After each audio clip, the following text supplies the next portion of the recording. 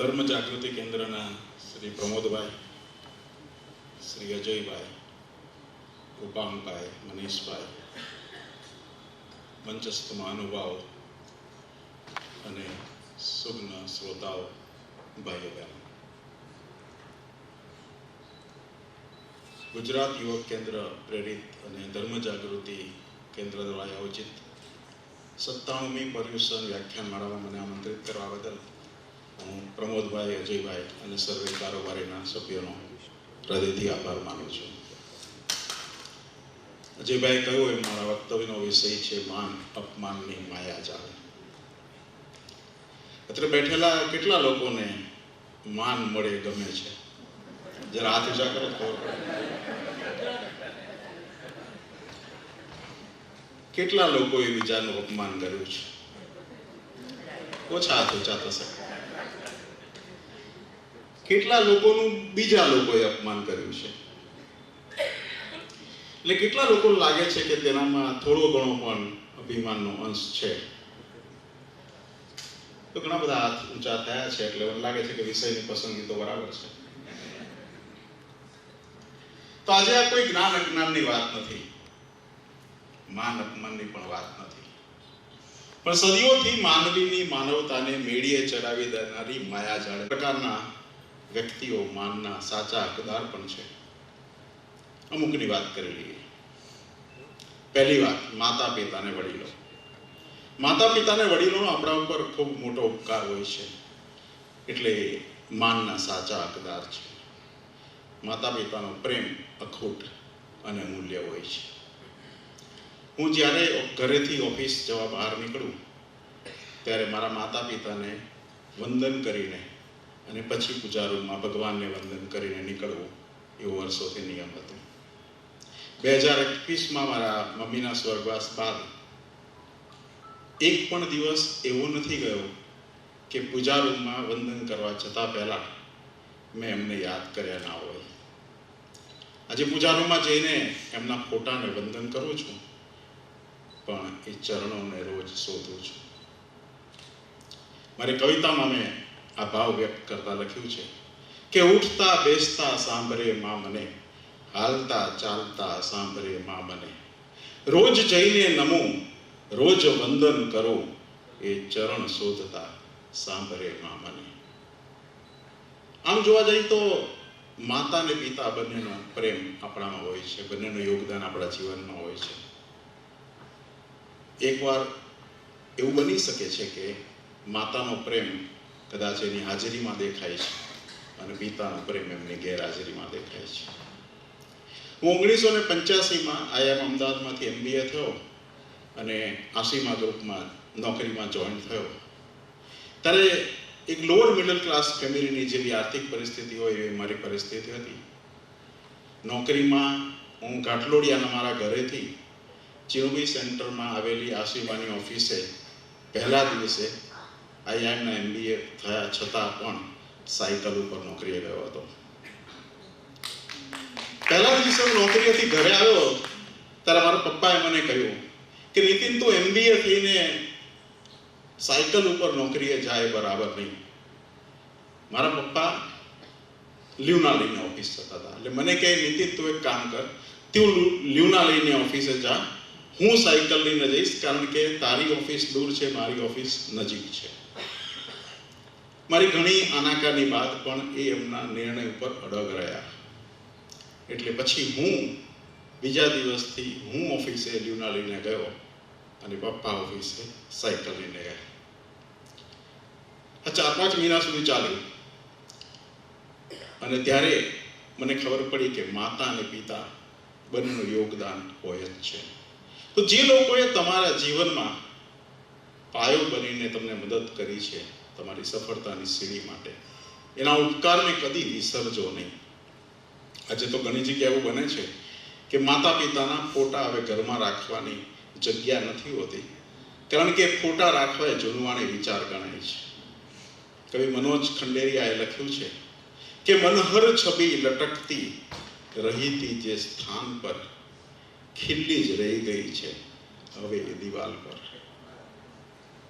માતા પિતાનો ઉપકાર ઘણા હોય છે. માતા પિતા પછી ગુરુની એક વાત લઈ લો.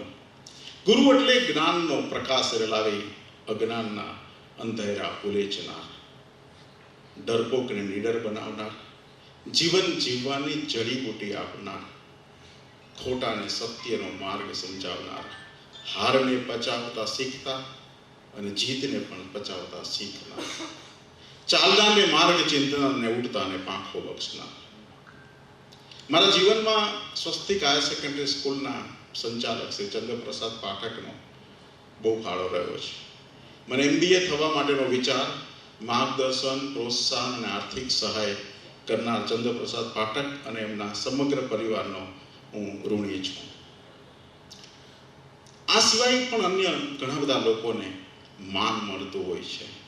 દાખલા તરીકે કલાકાર હોય છે, ફિલ્મના કલાકાર, નાટકના કલાકાર, ગીત સંગીતના કલાકાર, દાનવીર, સદાચારી, નેતા, વિદ્વાન, અમારા જેવા વક્તા, એ બધાને પણ માન મળતું હોય છે. રાજકારણમાં એવું છે, અમુકને માન મળે, અમુકને અપમાન મળે, અમુકને ફૂલોનો ગજરો મળે, અમુકને કુંડા સહિતના ફૂલો મળે. સોમાનની વાત ઉપર આવીએ. સોમાન એટલે પોતાના માટેનો અભિગમ. દરેકને પોતાનું સોમાન જળવાય એવું જીવન જીવવાનો અધિકાર છે. કપરા સમયમાં માણસ ઘણીવાર વેચાઈ જવાનું પસંદ કરશે, પણ પોતાનું સોમાન ગુમાવવાનું પસંદ નહીં કરે. પોતાનું શીશ ઊંચું રાખી શકાય ને એટલું આસમાન તો દરેકને મળવું જ જોઈએ. પણ એ સાથે સાથે આપણા સોમાનની ગઠરી જ્યાં ત્યાં ખોલવા જેવી નથી. કવયત્રી ઉષા ઉપાધ્યાય લખ્યું છે કે નહીં, તું ખોલ નહીં ગઠરી સોમાનની, દરેક વાતમાં અહીં અસ્તર હોય છે. જે કહેતા તમારા શબ્દને અમર, એ જ પાછા ચેક રબર હોય છે. ધ્યાન રાખવું સોમાનની વાત ક્યાં ક્યાં કરવી કે ના કરવી. પણ સોમાનની બાબતમાં સુખી માણસનું સોમાન અને ગરીબ માણસનું સોમાન એવા કોઈ ભેદભાવ હોતા નથી. ઘણીવાર તો એવું બને છે કે પૈસાદાર માણસો વધારે પૈસા કમાવા માટે પોતાનું સોમાન ઘણીવાર નેવે મૂકતા હોય છે, અને ગરીબ માણસ પાસે આ સોમાન સિવાયની કોઈ મોટી મિલકત કે સંપત્તિ હોતી નથી, એટલે એ સોમાનને સોનાની જણસની જેમ સાચવે છે. અભિમાનની વાત ઉપર આવીએ. આમ જોવો તો માન શબ્દમાં પણ અભિમાન છુપાયેલું છે. એમ કહેવાય છે કે માણસને પોતાની કારકિર્દી માટે, પોતાની સફળતા માટે, પોતાની પ્રગતિ માટે પોતાની જાતને શાબાશી આપે કે ખુશ થાય, એમાં કંઈ ખોટું નથી. કે પોતાની સફળતાની કોઈ સાથે વાત કરીને એની પ્રશંસા મેળવે, એમાં પણ કંઈ ખોટું નથી. તો જાત માટે ખુશ થવું એ કોઈ ગુનો નથી. પણ તમારામાં જે છે એ તત્વ, એ ગૌરવ એટલે કે પ્રાઇડ છે કે ગર્વ એટલે કે પ્રાઉડ છે, એ બંનેને ભેદ રેખા સમજવી જરૂરી છે. જો પ્રશંસાથી તમારું મગજ મારું ચડી જાય અને તમે બધાને અડધૂત કરવા માંડો, અપમાનિત કરવા માંડો, તમે બીજા લોકોને નાના માનવા માંડો, તો એ પ્રોબ્લેમ છે. અહંકાર એટલે કે હુંકાર, હુંનો હુંકાર, ટંકાર, હું છું, હું મહાન છું, હું સર્વશક્તિમાન છું, હું બધું જાણું છું, બધું મારા લીધે જ થાય છે. આ ભારત અને પાકિસ્તાન વચ્ચે મેં શાંતિ કરાવી, મારા લીધે જ યુદ્ધ અટક્યું, દુનિયા કહે છે મને નોબેલ પ્રાઇઝ મળવું જોઈએ. તમે બધા માણસને ઓળખો છો.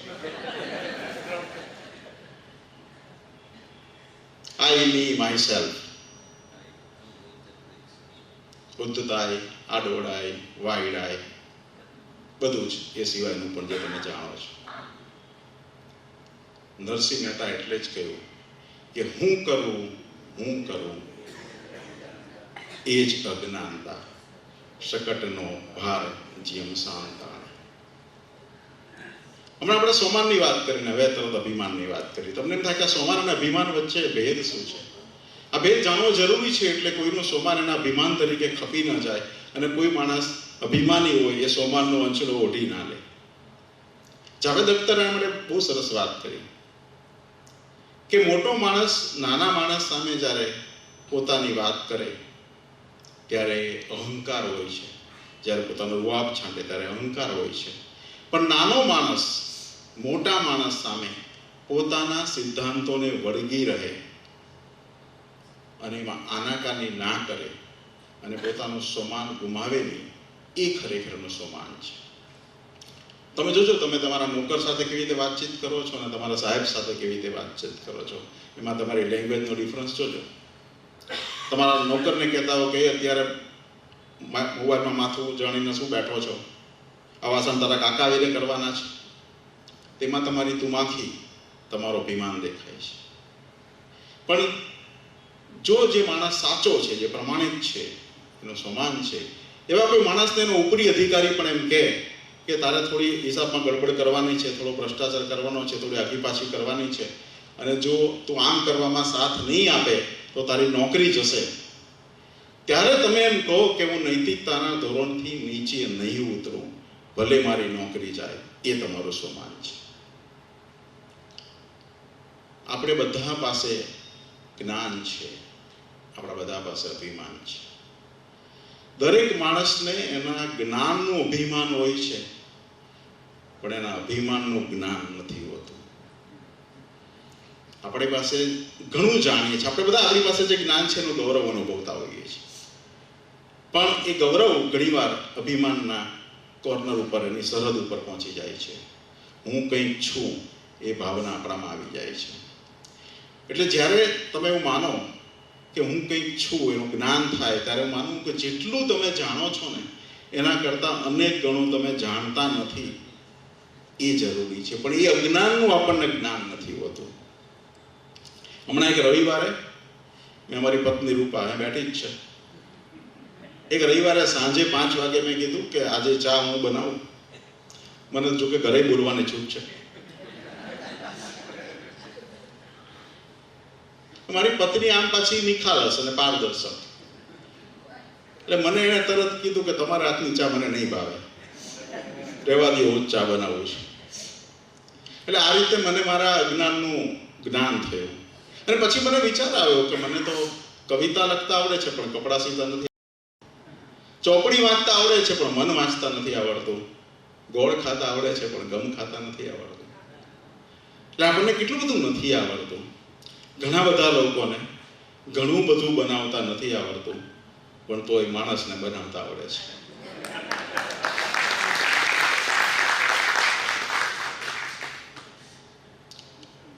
જેમ બળદ ખિલ્લાના જોર ઉપર ઠેકડા મારતો હોય છે, એમાં આપણે પણ આપણી બુદ્ધિ, ચાતુર્ય, આવડત, છટા, કલા એ બધાનો અહમ કરતા હોઈએ છીએ.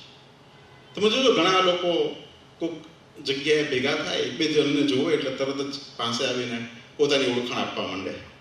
મને ઓળખ્યો, હું આ એરિયાનો MLA, હું જૈન સમાજનો પ્રમુખ, હું ફલાણો ડૉક્ટર, વકીલ, ચાર્ટર્ડ એકાઉન્ટન્ટ, જાણીતો ઉદ્યોગપતિ, ઝાયડસનો CFO.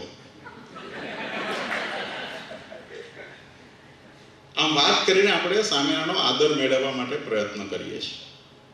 અને ઘણા લોકો એવું પણ તમે જોશો કે બીજા લોકોનું ધ્યાન ખેંચાય ને એ માટેના પ્રયત્નો કરતા હોય. જેવી રીતે મિનિસ્ટર પ્રસંગમાં મૂળ આવે, એમ અમુક લોકો દરેક પ્રસંગમાં મૂળ આવે. એટલે આજે જે મૂળ આવે એની વાત નથી કરતો. એટલે બીજા લોકોને ખબર પડે, એમના આગમનની જાણ થાય એમને. હું કંઈક છું એ આપણામાં બધામાં પ્રવેશી જાય છે. અધૂરો ઘોડો હોય ને એ જલ્દી છલકાય છે. મેં મારી કવિતામાં લખ્યું છે કે પાણીમાંથી પરપોટો થયો, એમ જન્મીને અહમ મોટો થયો. એક દરિયાને ઉલેચી નાખવા મોખરે સૌની જો લોટો થયો. લોટાને એમ થાય કે હું દરિયાથી આગળ છું. તો અભિમાનથી આપણે બહાર. અભિમાની માણસના લક્ષણો કયા? અભિમાની માણસ ઓળખાય કેવી રીતે? 4 લક્ષણની વાત કરી લઈએ. પહેલો, ગર્વનો અભિગમ. એ અહંકારી માણસ હોય ને એના શબ્દોમાં, એની ચાલમાં, એની વર્તણૂકમાં, એની બોડી લેંગ્વેજમાં, તમને બધામાં એ ગર્વનો અંશ દેખાય. ફિલ્મ કભી ખુશી કભી ગમમાં અમિતાભ બચ્ચન જયા બહાદુરને ડાયલોગ કહે છે ને, ઘણા લોકોને યાદ હશે, કહ દિયા ના, બસ કહ દિયા. એક બોડી લેંગ્વેજ, એક ભાવ, એક ટોન. તો જે અહંકારી માણસ છે એનામાં એક ગર્વનો અંશ હોય છે. બીજો અહંકારી માણસ હોય છે એને બળાઈ મારવાની ટેવ હોય છે. દરેક વાતમાં પોતાની કંઈક હોશિયારી બતાવવાની, પોતાનું વર્ચસ્વ બતાવવાનું, એ બળાઈ મારવાની ટેવ હોય છે. એક મિત્ર મને કહેતા હતા કે આ વખતે મેં કારોબારીમાં બધાને કીધું કે હું આ વર્ષે પ્રમુખ નથી રહેવાનો. બધા લોકો ભેગા થઈને કીધું કે ના, પ્રમુખ પદે તો તમે જ શોધો. ત્રીજી વાત, દોષનો ટોપલો બીજા ઉપર નાખી દેવાનો. અહંકારી માણસ હોય ને, જેવું એના પર પ્રોબ્લેમ આવે ને એટલે બીજા માણસ શોધે કે કોના ઉપર દોષ નાખી દેવાનો. કંપનીના માણસો હોય, એ કંપનીની આર્થિક સ્થિતિ ખરાબ થાય ને એટલે બધું કર્મચારી ઉપર નાખે. કયા કોઈ કર્મચારીને કામ કરવું નથી, કોઈને પડી નથી, બધાને સારો પગાર જોઈએ છે, સારી પ્રમોશન જોઈએ છે, પ્રગતિ જોઈએ છે, પણ પોતાની સમજી કંપની છે એમ સમજીને કોઈ કામ કરતા નથી. મોટિવેશન નામાં મોટું મીંડું છે. અરે ભાઈ, કંપનીની પરિસ્થિતિ આટલી ખરાબ થઈ ગઈ તો તમે શું કરતા હતા? તમે શું ભારત પાકિસ્તાનની મેચ જોવા ગયા હતા? પણ ઘણા એવી ટેવ હોય છે કે દોષનો ટોપલો બીજા ઉપર નાખે. એક મિનિસ્ટર ચૂંટણી હારી ગયા, તોય પણ એને કાટના ખર્ચે જાહેર જનતાની સભા બોલાવી. સભા બોલાવીને પોતે મંચ ઉપર જઈને માઇકમાં મોટેથી બોલ્યા કે ભાઈઓ અને બહેનો, મારે આપ સૌને જણાવવું જોઈએ કે હું ચૂંટણી હાર્યો નથી, મને હરાવવામાં આવ્યો છે. આમાં આપણે શું સમજવું? ચોથી વાત, બીજાની લીટી નાની કરે. અહંકારી માણસ છે ને, એ પોતે સક્ષમ ના હોય ત્યારે બીજા લોકોની ત્રુટીઓ શોધે, બીજા લોકોની નિંદા કરે, બીજા લોકોના વાંધા વચકા કાઢે અને એ દ્વારા પોતાની સુપિરિયરિટી એસ્ટાબ્લિશ કરવાનો પ્રયત્ન કરે. પણ અહંકાર હોય છે શેનો? અહંકારના પ્રકાર શું? ઘણા પ્રકારનું અભિમાન હોય છે. બે ચાર વાત કરી લઈએ. પહેલી વાત, કુળનું અભિમાન. ઘણા લોકોને પોતે ઉચ્ચ જ્ઞાતિના છે, પોતાની કુળ સાથે બહુ ઊંચું છે એવું અભિમાન હોય છે. જૈનોમાં પણ ઘણા લોકો પોતાને ઉજળી કોમ માનીને અભિમાન પ્રદર્શિત કરતા હોય છે. પણ આ ઉચ્ચ નીચના નાત જાતના ભેદમાંથી બહાર આવીને ભાઈચારાની ભાવના કેળવવાની જરૂર છે. શૂન્ય પારણપુરી લખે છે કે કોઈને નાત ખટકે છે, કોઈને જાત ખટકે છે. કોઈને નાત ખટકે છે, કોઈને જાત ખટકે છે, અમોને સંકુચિત દ્રષ્ટિ તણો ઉત્પાત ખટકે છે. હોતો નથી ભેદ કોઈ ફૂલો માટે ઉપવનમાં, ફક્ત એક માનવીની જાત ખટકે છે. આ કુળનું અભિમાન હોય છે. બીજું, લોકોને પૈસાનો અભિમાન હોય છે. ઘણા લોકોને પોતાની પૈસા, સંપત્તિ, મિલકત એની અભિમાન હોય છે, એનો અહંકાર હોય છે. ફિલ્મ વેલકમમાં નાના પાટેકરનો ડાયલોગ ઘણાને યાદ હશે કે ભગવાન કા દિયા સબ કુછ છે. મેં પણ મારી એક કવિતામાં લખ્યું છે કે મારી પાસે બહુ નોટો છે, ફાંકો બિલકુલ ખોટો છે. જાણીતા હિન્દી કવિયત્રી શબીના અદીબ એક બહુ જ સરસ જાણીતી રચના. આમ તો મને ગાવાની મનાઈ છે, પણ છતાં ગાવાનો પ્રયત્ન કરું છું કોક વાર.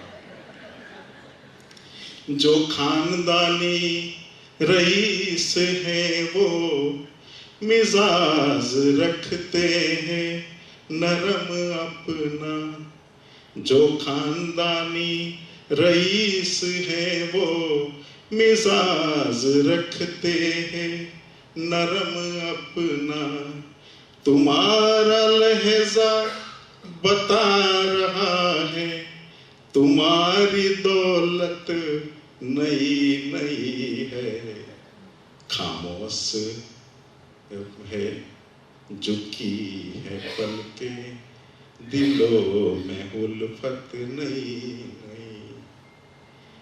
માણસને ઘણા પૈસાનો અભિમાન હોય છે, એટલે પૈસાના અભિમાનથી દૂર રહેવાની જરૂર છે. એ સિવાય માણસને પોતાના જ્ઞાનનો અભિમાન હોય છે, પોતાનું ભણતર, પોતાનું વિદ્યા, પોતાની ડિગ્રીઓ, પોતાના મેડલ્સ, પોતાની પંડિતાઈ એનો અભિમાન હોય છે. જેમ પંડિત અને નાવિકની વાર્તામાં કોઈ સાંભળ્યું હશે કે એક પંડિત નદી પર માંથી પ્રવાસ કરી રહ્યો હતો, પસાર થઈ રહ્યો હતો. રસ્તામાં પંડિતે પોતાનું જ્ઞાન પ્રદર્શિત કરવા માટે નાવિકને પૂછ્યું કે તને શાસ્ત્રોનું જ્ઞાન છે? નાવિકે ના પાડી. પંડિત કે તારી અડધી જિંદગી પાણીમાં ગઈ, નદીમાં તોફાન આવ્યું, એટલે નાવિકે પંડિતને પૂછ્યું કે તમને તરતા આવડે છે? તો પંડિત કે ના, કે તમારી આખી જિંદગી પાણીમાં જશે.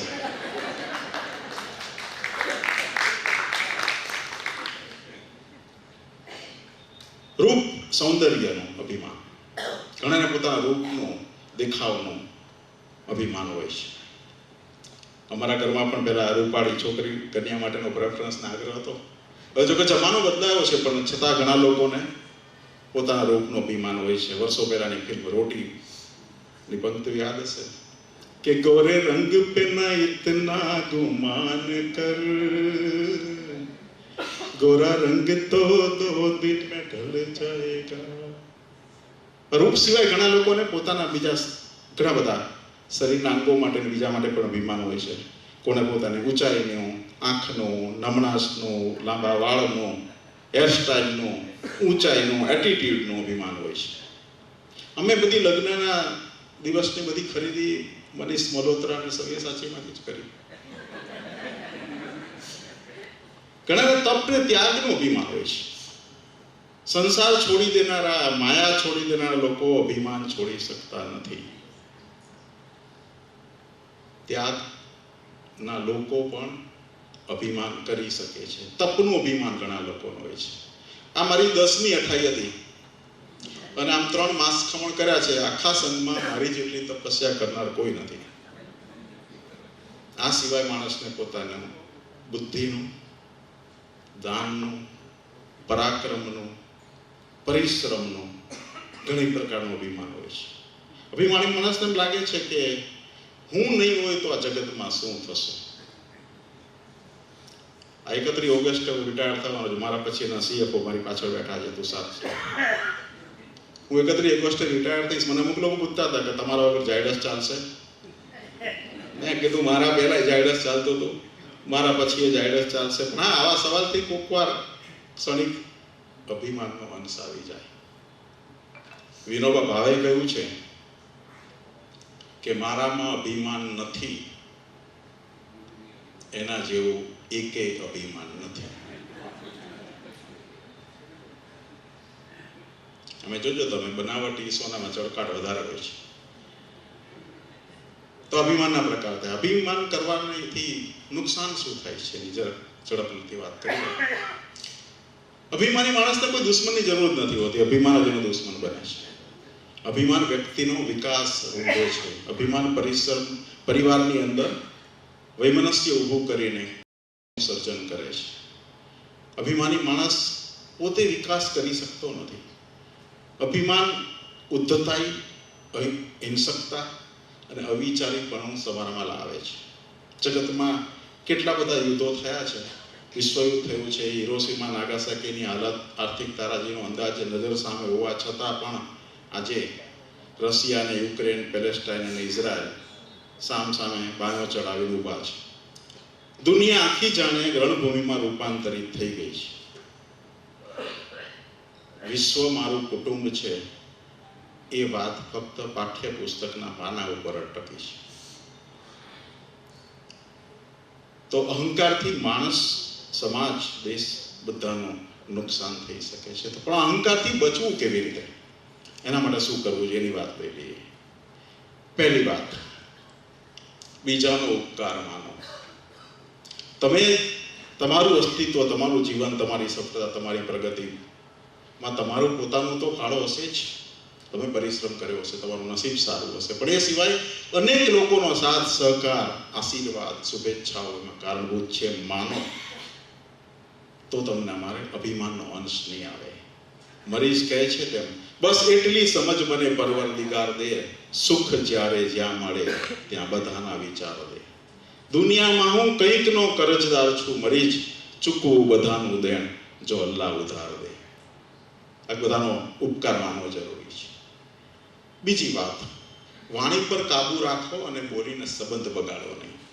ઘણા લોકો વાત કરવાની રીત જ એવી હોય છે કે વધારે સંબંધ બગડે. વાણી પર કંટ્રોલ રાખો, સંયમ રાખો. તમે જોશો ઘણા લોકો કહેતા હોય છે કે તું હજી મને ઓળખતો નથી, હું કોણ છું. અરે ભાઈ, તું તારી જાતને ઓળખે છે ઇનફ છે. બીજા બધા ઓળખી જશે તો તારી બાંધી મુઠ્ઠી ખુલ્લી જશે. અને ઉગાડો પડી જઈશ. એટલે ડાપણ કરવાની જરૂર નથી. કાયમ હજારે બહુ સરસ લખ્યું છે કે અમે શું છું ને તમે શું છો, ભરમ એ બંધ રહેવા દો. અમે શું ને તમે શું છો, ભરમ એ બંધ રહેવા દો. સંબંધો એ રીતે બસ આપણા અકબંધ રહેવા દો. તમે આવી શકો ને હુંય બોલાવી શકું કાયમ. તમે આવી શકો અને હુંય બોલાવી શકું કાયમ. સલામત એટલો તો આપણો સંબંધ રહેવા દો. ત્રીજી વાત, આત્મવિશ્વાસ અને અહંકાર વચ્ચેનો ભેદ સમજો. ઘણીવાર માણસ આત્મવિશ્વાસના નામે અહંકાર કરતો હોય છે અને પોતાની વાત મૂકતો નથી, પોતાની ભૂલ કબૂલતો નથી. તમે જોજો ઘણા ધંધામાં, બિઝનેસમાં નુકસાન કરતા હોય પણ એ પોતાની ભૂલ ન કબૂલવા માટે અને પોતાનો કક્કો સાચો છે એમ ઠરાવવા માટે નુકસાન કરતો ધંધો પણ બંધ નહીં કરે. ચોથી વાત, નમતા રહો. નમે છે એ સૌને ગમે છે. મેં મારા માતા પિતાને વંદન કરવાની ટેવ પાડી હતી. એ જોઈને મારો દીકરો વૈભવ પણ મને રોજ સવારે પગે લાગે છે. નમે છે સૌને ગમે છે. જેવા નમશો ને એટલે નમ્રતા ઓટોમેટિક આવી જશે. અનુભવ કરી જોજો. અને પાંચમી વાત એમાં કે જાતને સવાલ કરો. જાતને સવાલ કરો કે આટલું બધું ગુમાન શેના માટે કરું છું, હું આટલો અભિમાન શેના માટે કરું છું. આપણે કઈ વૃક્ષની જેમ ઝૂકતા નથી, ફૂલની જેમ ખરતા નથી, સમાની જેમ બળતા નથી કે પતંગિયાની જેમ મરતા નથી. તો અભિમાનનું પૂતળું થઈને કેમ ફરીએ છીએ, ગુમાન કેમ કરીએ છીએ? રમેશ ગુપ્તાની પંક્તિઓ તમે તલત મહેમૂદના મખમલી અવાજમાં સાંભળી હશે, નીતિન પારેખના મરમરી અવાજમાં સાંભળો. શાને ગુમાન કરતો, શાને ગુમાન કરતો, નાની છે જિંદગાની આ રૂપને જવાની, એક દિન ફના થવાની, શાને ગુમાન કરતો. આ ગુમાનથી બહાર આવવાની જરૂર છે. અહંકારથી બહાર આવવાની જરૂર છે. અહંકારની વાત ઉપરથી આપણે અપમાનની વાત ઉપર આવીએ. અપમાન એટલે શું? અપમાન એટલે કોઈના વાણી, વર્તન, વ્યવહાર, સંપત્તિ, દેખાવ, કન્ય કોઈ વાત ઉપર ટીકા કરવી કે કોઈનું દિલ દુભાય એવા શબ્દો બોલવા. માણસનું અપમાન થાય ત્યારે માણસની ઇમેજને અસર કરે છે. જેનું અપમાન થાય એને ગભરામણ પણ થઈ શકે અને ગુસ્સો આવી શકે. માણસને ગભરામણ ક્યારે થાય અપમાનની? જ્યારે એમ લાગે કે કોઈ દ્વારા પોતાની છુપાવેલી વાત બહાર આવી જશે, દુનિયાને પોતાની સાચી જાણ થઈ જશે, ત્યારે માણસ અપમાનથી ગભરાતો હોય છે. પણ ગુસ્સો ક્યારે આવે?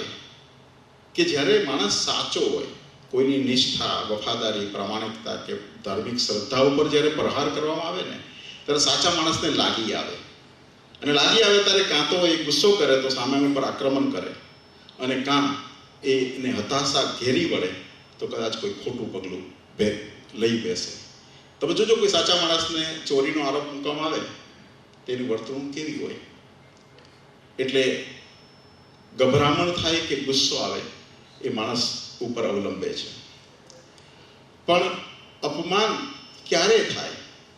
એક તો કોઈક માણસ પોતે જ એવો હોય કે એની વાણી, વર્તન દરેકમાં વાંક શોધો અપમાન કરે. કોઈક વાર સામેની વ્યક્તિનું વર્તન એવું હોય કે અપમાન થાય. હવે તમે કોઈ ખુરશીઓ ઉપર ટાંકણીઓનો ઢગલો મૂકી દો અને પછી બેસનારને લોહીની ટસરો ફૂટે ત્યારે તમને ઇનામ આપીને જાહેરમાં તમારું સન્માન થશે એવું માનવું થોડું વધારે પડતું કહેવાય. ત્રીજી વાત, દુનિયા આજે જે માણસ હારે છે એનું અપમાન કરે છે અને જીતે છે એના પર વારી જાય છે. તમે જોજો ક્રિકેટની રમતની અંદર કોઈ ક્રિકેટર અપેક્ષા કરતા ઓછા રને આઉટ થઈ જાય એટલે આખી દુનિયાની સમીક્ષા કરવા બેઠશે કે આને શું કરવાનું હતું, શું નહોતું કરવાનું. લાંબી લચક યાદી બનાવશે કે ભાઈ તું એટલો બધો હોશિયાર હતો, ક્રિકેટ ટીમમાં તને ના લીધો હોત. પણ હા, દરેકને કહેવું હોય છે. અપમાન કોણ કરે છે? ત્રણ પ્રકારના લોકો અપમાન કરે છે. પહેલા લોકો કે જે પોતે ઉગ્ર સ્વભાવના હોય છે. તમે જોજો અમુક ઉગ્ર સ્વભાવના માણસોને બોલાવ્યા ના થાય. જેવું તમે બોલાવો એટલે તમારું અપમાન કરે. દુનિયામાં ઘણા બધા લોકો આપણી આજુબાજુમાં હશે જેમાં આપણને ખબર હોય કે આ માણસને બને ત્યાં સુધી બતાવવા નહીં, જરૂર પડે સુધી બોલાવવા નહીં. આવા કોઈ માણસને તમે પૂછો ને કે તબિયત કેવી છે, એટલે કે થાય એટલી બગાડી લે. ક્યાંથી આવો છો? તો કે ચૂલામાંથી. આ છોકરો તમારો છે કે ના તારો છે, લઈ જાય. એટલે આવા લોકોને બોલાવાય નહીં. ઘરે લગ્નનો પ્રસંગ હોય, આનંદથી ઉજવવો હોય તો આવા લોકોને કંકોત્રી અપાય નહીં. બીજા પ્રકારના લોકો ઈર્ષાળુ લોકો. જો ઈર્ષાળુ લોકો કોઈનો વિકાસ કે પ્રગતિ જોઈ શકતા નથી હોતા, એટલે એનું અપમાન કરે. તો જો અમુક માણસો જ્યાં જાય ને ત્યાં દીવાસળીની સળી ભેગી લઈને જ ફરતા હોય. કોક દીવા પ્રગટાવે, કોક હોળી સળગાવે. માણસના પોતાના સ્વભાવ ઉપર એનો ઉપયોગ હોય છે. જો સત્વગુણી માણસ હોય ને તો એ દીવો અથવા તો ધૂપ પ્રગટાવે. જો રજોગુણી હોય તો ચૂલો પ્રગટાવે અને તમોગુણી હોય તો આગ લગાડે. ત્રીજા પ્રકારના માણસો સમાજ સેવક. હું એને સમાજ સેવક કહું છું. એટલે ઘણા લોકોને એવું હોય છે કે સમાજ સુધારણા માટેનો ઝંડો લઈને ફરતા હોય, જ્યાં ત્યાં શિખામણ આપતા હોય. એક મિત્ર કહેતા હતા કે દીપક, તું હવે 28 વર્ષનો થયો, હવે જલ્દી એક સારી નોકરી કરતી લે અને પછી સારી છોકરી લઈને જોઈને પરણી જા. આપણે એના મા બાપ ચિંતા કરવાના બેઠા છે, તમે શું કામ સલાહ આપવા કૂદી પડો છો? પણ આવા જે લોકોનું ઘરે ઉપજતું ના હોય એવા બહાર નીકળીને સલાહ આપવા માટેના સમ્રાટ થનારા સમાજ સુધારકો માટે ભરત ભટ્ટે સરસ પંક્તિઓ લખી છે. કાણાને કાણો કહેવાની માથાકૂટમાં પડતો નહીં. કાણાને કાણો કહેવાની માથાકૂટમાં પડતો નહીં. તારું જોજે તું બીજાની માથાકૂટમાં પડતો નહીં. તું તારા કદમોને સીધા રાખે તો એ પૂરતું છે. રસ્તાને સીધો કરવાની માથાકૂટમાં પડતો નહીં. અપમાન કોનું થાય છે? આમ તો જેનું માન હોય છે એનું જ અપમાન થાય છે, જેનું નામ હોય એ બદનામ થાય છે. બે ત્રણ વાત લઈ લઈએ. પહેલી વાત માતા પિતાની. જે માતા પિતાનું માન સન્માન કરવાની વાત કરી, એ જ માતા પિતાનું અમુક સંતાનો અપમાન કરતા હોય છે. અને એ વખતે એ માતા પિતાને ઘણીવાર પોતાનું સ્વમાન સાચવવા માટે નોખા રહેવાનો વારો આવે છે. જે બુલબુલે ચમનની હિફાજત કરી છે ને એની હિજરત કરવાનો વારો આવે છે. અને આવા મા બાપો ઘણીવાર સંતાનો હોવા છતાં લાચારીથી ઘણીવાર હોઠ સીવી લેવા પડે છે. કવિ શ્રી રમેશ પારેખ આના માટે લખે છે કે શબ્દની બેડી પડી છે જીભમાં, શું બોલીએ? અને તમે સમજી શકો નહીં મૌનમાં શું બોલીએ? એ પહેલી વાત મા બાપની વાત કરી. ધર્મનું અપમાન થાય છે. ધર્મની ટીકા કરવી, ધર્મની ક્રિયા કરતાની ટીકા કરવી, ભગવાનના અસ્તિત્વ વિશે શંકા કરવી, આ બધું અપમાન છે. તમારે ધર્મની શ્રદ્ધા ના હોય તો એ વાત તમારી પાસે રાખો. તમારે બીજાને ધર્મ કરતા હોય એની શ્રદ્ધાને ડગમગાવવાની, ચેલેન્જ કરવાની જરૂર નથી. અધર્મ કરવાથી શું ફાયદો થયો છે ઉપહાસ કરવાની જરૂર નથી. ત્રીજી વાત એ સ્ત્રી કે નારીના માન સન્માનની વાત કરીએ. આમ જુઓ તો શાસ્ત્રોમાં કહ્યું છે કે જ્યાં જ્યાં નારી છે ત્યાં દેવતાનો વાસ છે, નારી ગૃહલક્ષ્મી છે. પણ એ જ નારીને કેટલું સન્માન જગતે આપ્યું છે એ વિચારવા જેવું છે. જે નારી ગૃહલક્ષ્મી છે એને સ્વતંત્રતા કેટલી આપી છે એ સવાલ સમાજે પૂછવાનો જરૂર છે. એ સ્ત્રીને પોતાના નિર્ણયો જાતે લેવાની, પોતાની કારકિર્દી જાતે નક્કી કરવાની, પોતાના રોકાણ ક્યાં કરવાનું નક્કી કરવાની, પોતાને શું રસોઈ કરવાની નક્કી કરવાની આ સ્વતંત્રતા છે ખરી એ પૂછવા જેવું છે. જે ઘરોમાં સ્ત્રીએ સાંજની રસોઈ શું બનાવી ઘરનાને પૂછવાનું હોય એ સમાજમાં સ્વતંત્રતાની વાત કરવી એ સુપિયાણી લાગે છે. આપણે નારીને મહાન કહીને ક્યાંક હારતોરા પહેરાવીને ક્યાંક એનું સન્માન કરીને આપણે વાતને પૂરી કરીને જાતને શાબાશી આપી દીધી છે. આમ જોવા જાઓ તો સ્ત્રીને સહનશીલતાની મૂર્તિ કહીને સમાજે હળાહળ અન્યાય કર્યો છે. એની પાસેથી એ જ અપેક્ષા રાખવામાં આવે છે. ફિલ્મોમાં પણ તમે નારીના બલિદાનોની વાત સાંભળી હશે.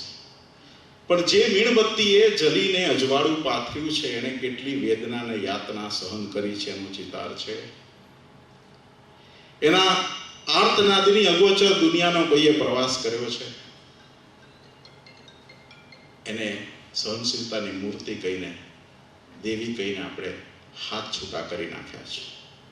ફિલ્મ મધર ઇન્ડિયાની પંક્તિઓ સૌને યાદ હશે. दुनिया में हम आए हैं तो जीना ही पड़ेगा, जीवन है अगर जहर तो पीना ही પડેગા. સ્ત્રીને જો સાચું સન્માન આપવું હોય ને તો પહેલા તો એ માણસ છે ને એ માની લો, અને પછી જો હૃદયથી માનતા હોય ને કે સન્માન આપવું છે તો જાહેરમાં ને ખાનગીમાં એની પ્રશંસા કરો, એની વાત કરો અને એનું સાચું સ્થાન આપો. એ સાથે સાથે સ્ત્રીની સફળતાને સહન કરી શકાય એવા સમાજનું નિર્માણ કરવું પડશે. ફિલ્મ અભિમાનમાં જ્યારે ગાયિકા તરીકે જયા બહાદુરીને વધારે માન સન્માન મળતું થયું ત્યારે ગાયક પતિ અમિતાભ બચ્ચનને પણ પસંદ નહોતું પડ્યું. એ આપણા સમાજની તસવીર અને તાસીર છે. કેટલા પતિઓ પોતાનાથી વધારે ભણેલી, પોતાનાથી વધારે હોશિયાર અને પોતાનાથી વધારે કમાતી પત્નીને પ્રોત્સાહન આપી શકશે? સવાલ જાતને પૂછવાની જરૂર છે.